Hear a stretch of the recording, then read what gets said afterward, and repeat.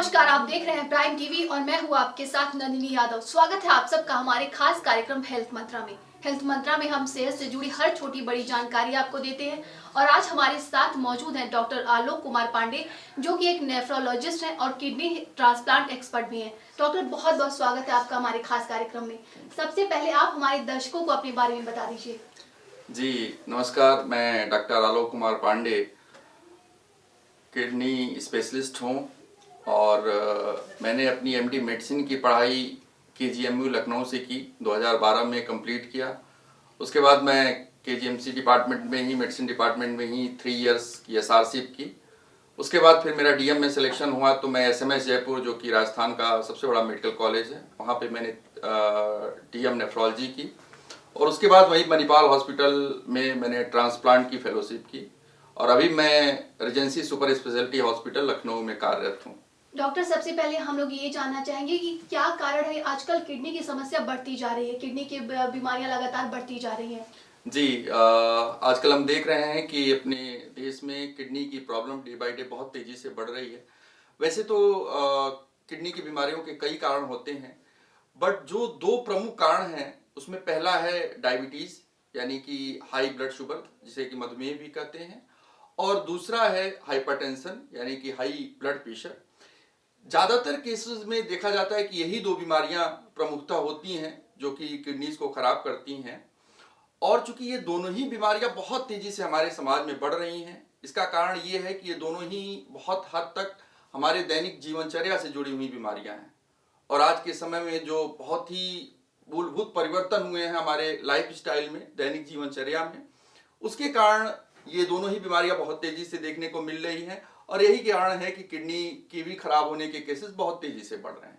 अब इसके बाद हम ये जानना चाहेंगे कि क्रोनिक किडनी डिजीज क्या होती है। जी, किडनी की बीमारियां प्रमुखतः 2 ग्रुप में डिवाइड हैं। एक होता है acute kidney injury, acute kidney disease. इसमें क्या हुआ कि किसी भी रीजन से, वो हो सकता है कि इन्फेक्शन हो, किसी ड्रग के कारण हो, किडनी पे असर आया, किडनी खराब हुई और फिर वो इंजरी जो होती है वो शॉर्ट टर्म के लिए होती है, फिर उसके बाद किडनी रिकवर हो जाती है, ऑलमोस्ट केसेस में पूरी तरह से नॉर्मल भी हो जाती है। दूसरा जो प्रकार होता है वो होता है सीकेडी, क्रोनिक किडनी डिजीज, यानी कि किडनी की वो बीमारियां जो लंबे समय तक चलती हैं। मोस्टली इसका जो ड्यूरेशन माना गया कि एटलीस्ट मिनिमम 3 मंथ तक अगर कोई किडनी की डिजीज कंटिन्यू करती है तो उसको फिर हम क्लासीफाई करते हैं कि ये क्रोनिक किडनी डिजीज है। क्रोनिक किडनी डिजीज ज्यादातर केसेस में एडवांस होकर के और फिर पूरी तरह से किडनी को खराब कर देती हैं, जिसे कि हम इंड स्टेज रीनल डिजीज कहते हैं, जिसमें पेशेंट का सर्वाइवल या तो बिना डायलिसिस या फिर किडनी ट्रांसप्लांट के बिना संभव नहीं हो पाता। जी, तो ये बता दीजिए कि इस क्रोनिक किडनी बीमारी से कैसे बचा जा सकता है। जी, ये बहुत महत्वपूर्ण प्रश्न है। जैसा कि मैंने शुरू में ही बताया कि जो इसके 2 प्रमुख कारण हैं, डायबिटीज और हाइपरटेंशन, देखा गया है कि जो भी पेशेंट आज के समय में डायलिसिस पे हैं उनमें 50% से ज्यादा ऐसे पेशेंट्स हैं जिनमें किडनी या तो डायबिटीज या हाइपरटेंशन के कारण खराब हुई है। तो ये बहुत बड़ा एक पॉपुलेशन है, बहुत बड़ा ग्रुप है। अतः अगर हम इन 2 चीजों का ध्यान रख लें, क्योंकि जैसा कि मैं बताया कि ये दोनों ही बीमारियां बहुत हद तक हमारे दैनिक जीवनचर्या, लाइफ स्टाइल से जुड़ी हुई हैं, तो हम अगर इन 2 बीमारियों से बच सकें, अपने दैनिक जीवनचर्या में परिवर्तन ला करके, अपने खान पान में परिवर्तन ला करके, कुछ आवश्यक जो शारीरिक व्यायाम है उसको करके अगर हम इन 2 बीमारियों से बच सकें तो बहुत हद तक हम कह सकते हैं कि हम किडनी की बीमारियों से भी बच सकते हैं। इसके अलावा कुछ कारण और भी होते हैं, जैसे बहुत लंबे समय तक पेन किलर्स का यूज विदाउट, जिसको कहते हैं कि विदाउट प्रिस्क्रिप्शन, जो ओवर द काउंटर हम मेडिसिन खरीद के खा लेते हैं दर्द की, तो उनसे भी किडनी खराब होने का खतरा रहता है। दूसरा, चूंकि हम ट्रॉपिकल कंट्रीज में रहते हैं तो हमारे में स्टोन डिजीज भी बहुत कॉमन है। तो कई बार ऐसा होता है कि स्टोन होता है, हम पेन एब्डोमेन होता है, हम उसके पेन किलर्स ले लेते हैं, उसको ज़्यादा ध्यान नहीं देते हैं और फिर वही स्टोन धीरे धीरे करके किडनीज को भी खराब कर देते हैं।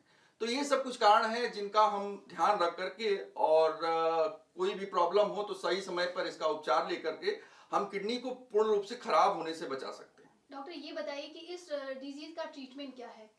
जी, ट्रीटमेंट, इसको जो क्रोनिक किडनी डिजीज है उसको 5 ग्रुप्स में फ्रॉम 1 to 5 क्लासिफाई किया गया है।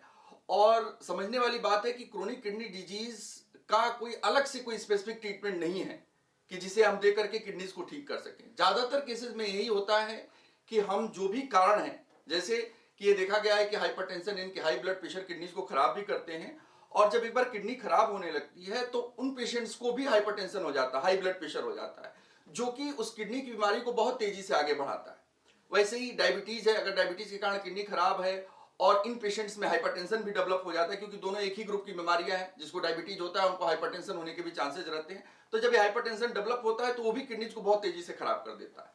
इसके अलावा जो हमारा खान पान है, ज्यादा फैट लेना, ज्यादा कोलेस्ट्रॉल लेना, इस तरह के जो फैटी फूड्स होते हैं, ये भी किडनी पे इफेक्ट करते हैं। ओबेसिटी, क्योंकि हमारे वेट डायरेक्ट किडनी का जो फंक्शन है हमारे वेट से रिलेटेड होता है, तो ओबेसिटी, हाई वेट, इसके अलावा कुछ और फैक्टर्स होते हैं जैसे यूरिक एसिड होता है, हाइपरयूरेसीमिया, ये भी किडनी की डिजीज की प्रोग्रेशन को बढ़ाता है। और स्मोकिंग, ये सब कुछ कारण हैं जिनका हम ध्यान रखते हैं, ताकि जो भी ऐसे कारण जो कि इस किडनी डिजीज को के प्रोग्रेशन में हेल्प करते हैं, इसको आगे बढ़ाते हैं, उनको हम लोग ट्रीट करके कोशिश करते हैं कि इस बीमारी को आगे बढ़ने से रोका जाए। बट इसको पूरी तरह से ट्रीट कर देना या ठीक कर देना ये संभव नहीं होता।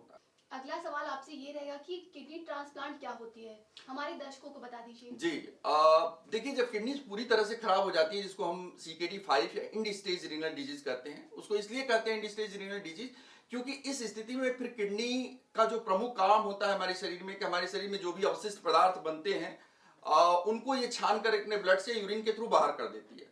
बट धीरे धीरे जब किडनी इतनी खराब हो जाती है कि ये जो अपशिष्ट पदार्थ हैं, जो मेटाबॉलिक वेस्ट जिसको कहते हैं, वो हमारे ब्लड में बढ़ने लगते हैं, क्योंकि किडनी उनको पूरी तरह से बाहर नहीं निकाल पाती है। तो ये सैकड़ों की संख्या में इस तरह के प्रोडक्ट होते हैं जो हम लोग जांचों में कराते हैं। दो प्रमुख आप लोगों ने भी सुना होगा, यूरिया और क्रिएटिनिन।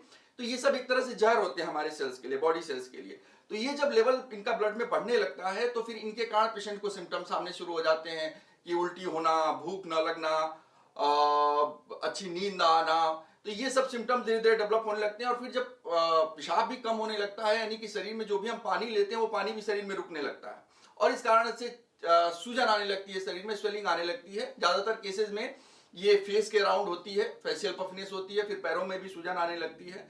तो ये सब जो सिम्टम्स होते हैं, इनसे इनको ट्रीट करने के लिए फिर CKD5 में डायलिसिस की जरूरत पड़ती है। डायलिसिस क्या होती है कि दो तरह की होती है, एक पानी की डायलिसिस होती है, एक ब्लड की डायलिसिस होती है। तो ज्यादातर केसेस में हम लोग हीमोडायलिसिस करते हैं। जो ब्लड वाली डायलिसिस होते हैं उसमें एक मशीन होती है जो कि एक तरह से मैकेनिकली देखा जाए किडनी की तरह काम करती है। बस यही है कि वो फास्ट करती है, जो काम किडनी 24 घंटे में करती है वो 4 घंटे में कर देती है। तो उसमें क्या, ब्लड जाता है और उसमें एक फिल्टर होता है, किडनी मेम्ब्रेन की तरह ही फिल्टर होता है, वो इन वेस्ट प्रोडक्ट को फिल्टर करके और उसको बाहर निकाल देता है। तो ये 3 से 4 घंटे की प्रक्रिया होती है, जो हफ्ते में 2 या 3 बार कराना पड़ता है, यानी कि एक दिन छोड़ के कराना पड़ता है। इसके बिना पेशेंट का सर्वाइवल पॉसिबल नहीं होता। बट समझने वाली बात है कि अगर किसी यंग की किडनी 20s में 30s में खराब हो जाती है तो ये पॉसिबल नहीं है कि वो 20-30 साल तक डायलिसिस पे जिंदा। एक डायलिसिस पे भी एक एवरेज लाइफ होती है, 10-15 ईयर्स होती है। तो इसलिए जो भी यंग है, मिडिल एज है, उनमें हम लोग प्रमोट करते हैं कि भाई वो किडनी ट्रांसप्लांट कराएं। क्यों? क्योंकि किडनी ट्रांसप्लांट ये देखा गया है कि इसमें पेशेंट की जो वेलबींग होती है वो भी अच्छी होती है, प्लस वो इस तरह के कन्वर्सन जो उसकी एक्टिविटी, अब कोई 3 बार अगर हफ्ते में डायलिसिस कराता है तो उससे अगर उसका जो वर्क है, उसकी जो डेली रूटीन है, वो बहुत ज्यादा इफेक्टेड होती है। इसके अलावा वो जो हेल्थ की जो एक्चुअल बेनिफिट होती है वो नहीं मिल पाती है in comparison to kidney transplant.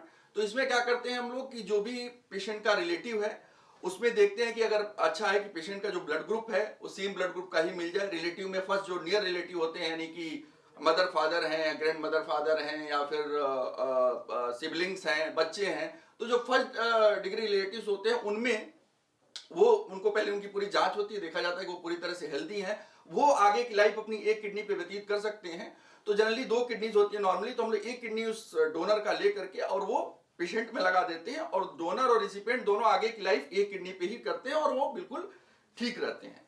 तो इस तरह से करके हम उस पेशेंट की एक तरह से बीमारी को खत्म कर देते हैं। वो फिर हमारे आपके तरह एक नॉर्मल पर्सन हो जाता है, नॉर्मल उसकी किडनी काम करती है और फिर वो नॉर्मली अपने जीवन के जो भी काम है वो सब कर सकता है। तो आज के समय में अगर देखा जाए तो क्रोनिक किडनी डिजीज का जो डिफिनेटिव ट्रीटमेंट है, जो सबसे अच्छा ट्रीटमेंट है, वो किडनी ट्रांसप्लांट ही है। बट इससे बहुत सी भ्रांतियां हमारे समाज में जुड़ी हुई हैं, जैसे कि किडनीज जो देता है वो बीमार हो जाएगा, या वो कोई बहुत हार्ड वर्क नहीं कर पाता है, या जो जिसकी किडनी लगती है वो बहुत दिन नहीं चलती है। तो इस तरह की बहुत सी भ्रांतियां हमारे समाज में हैं। तो इसको हम लोग बार बार समझाते रहते हैं कि ऐसा कुछ नहीं है। जो किडनी देता है उसकी पूरी तरह से जांच होती है, और पहले ये एश्योर किया जाता है कि इस पेशेंट को कोई दिक्कत नहीं होगी किडनी देने से, तभी उसकी किडनी ली जाती है। और वो एक छोटी सी सर्जरी होती है, उसके बाद उसको कोई दवा कोई मेडिकेशन की जरूरत नहीं होती और वो नॉर्मल लाइफ व्यतीत करता है।